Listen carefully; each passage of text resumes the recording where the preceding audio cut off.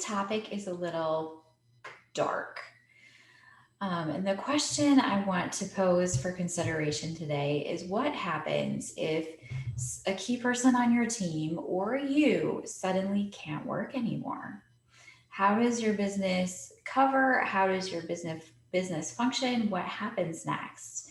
It's not fun to think about, but it does happen. I've seen it multiple times over the past few years where an employee or a vendor quit unexpectedly or got injured and was incapacitated or even passed away suddenly. And in the case of a business owner, if you pass away, your employees, your clients, your loved ones, they're all scrambling to try and figure out what to do. So, while it is not fun to think about, I highly encourage you to take some time to consider these things.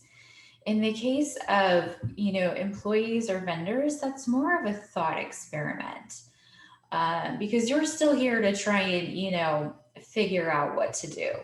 So go through the list of all of your key people and your vendors and think through what you would do if something happened that they couldn't work anymore. In the case of yourself, the business owner, it gets a lot trickier, right?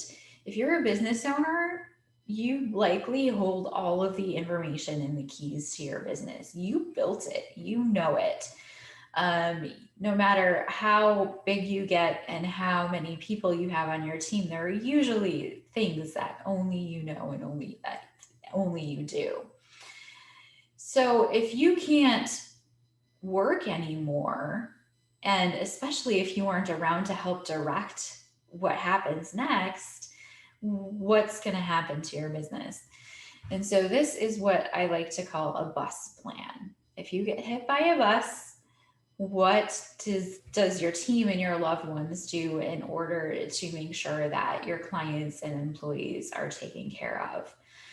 Um, and this is, it can look however you want, and it's probably going to be a work in progress, but you want all the key information in there. You want all of the key contact information for your vendors. You want all of your bank accounts. You want a list of all of the critical things that need to happen in your business and the instructions on how to do it.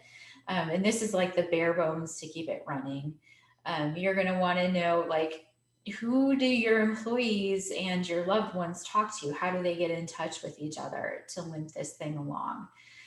You may also want to consider having a partner or buddy of some sort. Maybe it's another business owner that you've agreed if something happens, the other can help limp your business along until it's decided what to do. The other thing to think about is if what happens going forward, like, so you have the short term, how do you take care of things, but in the long term, um, what happens? Can you sell it? If you can sell your business, do you have contacts for people to um, get in touch with to figure out that process? If you wouldn't sell the business or your loved ones wouldn't sell it, what happens to your clients? Do you have a referral list where you can start, making sure that your clients get handed off to someone else and things like that? This is a really fantastic reason to build your business in order to sell it, because then you know that no matter what happens, your clients and employees are taken care of.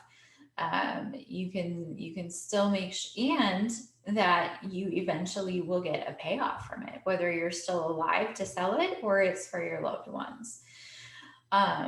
So this really isn't fun, but it was actually inspired by my husband, who asked me a few months ago, like, what on earth do I do with your business if you can't run it anymore? And he really had no idea where to start. And so that really got me thinking about this whole topic and what to do. And I really encourage you to do some thinking about it as well.